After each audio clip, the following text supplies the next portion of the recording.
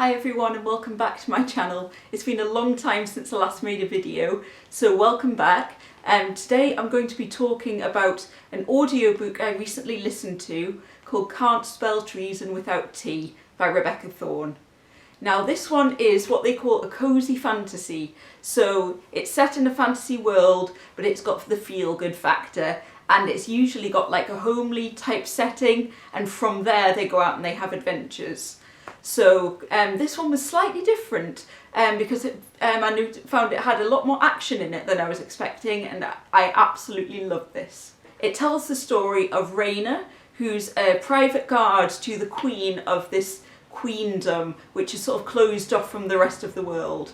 And this queen is pretty murderous, and she doesn't like people disobeying her or running away. And anyone who leaves her service is accused of treason. Now Raina has served this family for a long time, and her mother before her, and it's all she's ever known. Now she ends up meeting the most powerful mage in existence, a woman called Kianth, who's the Archandor and the most powerful mage. And the two of them end up having a dream to run away together and open a book and tea shop. And so this is what they end up doing. It's not a spoiler because it's on the back of the cover. So they run off to a place called Tawny, which they think is far enough away from the Queen that they'll be able to live a peaceful existence, and Kianth will be able to move away a bit from her responsibilities because she's sick and tired of being looked over, had all the mages looking over her shoulder what she's doing and not being classed as a real person.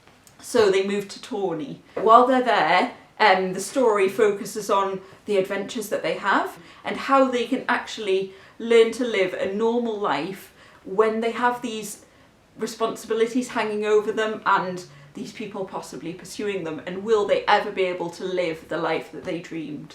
Now, because Kianth, as the Archandor, nobody knows her real name, so she goes by her usual name, Kianth, but Raina is on the run, so she ends up with a pseudonym, to try and put people off her scent a bit. But will the two of them actually be able to live this dream life in Tawny, or will their past catch up with them? So that's the premise of the book. Now what I really liked about the book is there's not a huge amount of world building. We go straight into the action at the palace with Raina protecting the Queen and how things escalate from there. And the reader or the listener slowly finds out what the world is like and more about the characters as the book progresses. And that's why I think Rebecca Thorne has done really well in this story. I think this book's also really unusual in terms of the fantasy romance genre, because when you think of like romance, you think of girl meets guy or girl meets girl or boy meets boy, and they fall in love, and the book's all about how they meet each other and what happens next and will they actually end up together in the end. But this one starts with a couple who've already met. So Kianth and Raina are already dating, and this is more about how is their relationship going to develop, and will they be able to escape their usual lives and build a life somewhere together. So this is a bit like part two of the romance story, and part one's already happened. I thought it was quite clever as well, because by the end of the book you think, oh, it'd be really nice to find out what happened when they met, and Rebecca Thorne puts their meeting at the end of the book. So you find out their backstory right at the end, and I really like that rather than it being right at the beginning and you see the progression. The audiobook itself, I thought the narrator was very, very clever, because they're having to do characters who come from different countries. So Raina comes from the Queendom and it's very closed off and insular, and Kianth comes from the Magicary in a separate country, and so of course they're going to have different accents. So the narrator portrays Raina with an English accent and Kianth with an American accent. The narrator herself is American, but I thought that her accents were absolutely brilliant. Some audiobooks you listen to, the narrators are pretty poor at doing English accents, especially or American accents, but I thought the narrator, it was pretty flawless and it didn't distract at all from the story. there was only one occasion, one of the accents of one of the villagers in Tawny, which I thought was slightly questionable. She was meant to be, I think, Scottish, but it wasn't quite right. But the fact that it's a fantasy world, I think we can let them off, because it's not meant to be Scottish, so that's okay. Now, the actual bookshop and tea shop, Tomes and Tea, I really liked the description that the author puts into the story of Tomes and Tea. It's just such a cosy setting, and you can really picture the plants hanging from the roof and the everflame burning in the ceiling, and the counter where they've got all the teas behind, and the big roaring fire, and the cosy armchairs and the bookcases lining the walls. And it's just such a great setting and somewhere I'd absolutely love to visit. So the bookshop and tea shop is called New Leaf Tomes and Tea, and in my opinion, if I was going to open a book and tea shop, that is an absolutely brilliant name. The cast of supporting characters in the story is quite wide. We've got all the villagers who live in Tawny, and we get to know some of them as the story goes, like the blacksmith and his wife, who's the midwife, and also this young lad who ends up coming to them and thinking they're bandits. But anyway, that's part of the story, so I won't spoil it for you.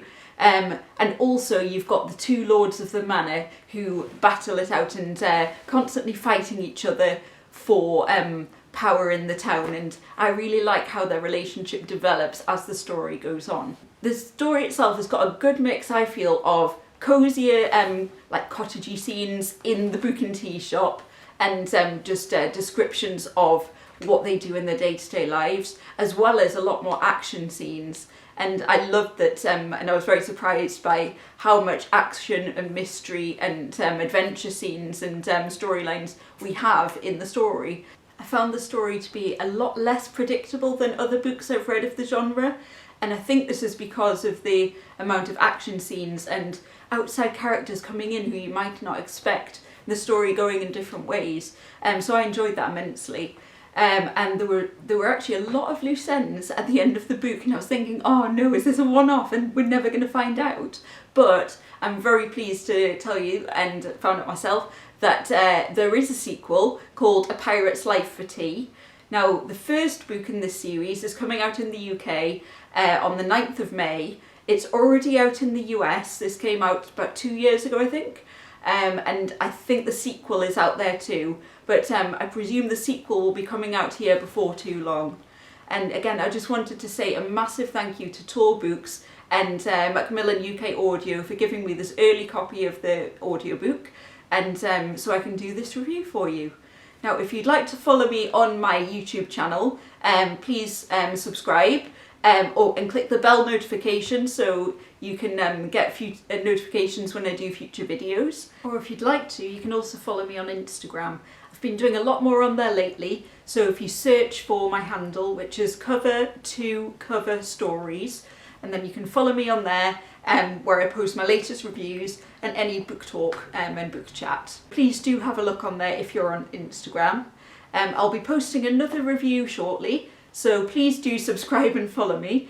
And I hope to see you all soon. Now, the book, like I say, comes out in the UK on the 9th of May, and I've heard there's going to be a really nice sprayed edge edition of Can't Spell Treason Without Tea, so I'll probably be buying that. But if you'd like to comment below with what you think of the book, if you've read it already, or when it comes out what you think of it, then I'd love to hear your thoughts. Okay, bye for now everyone.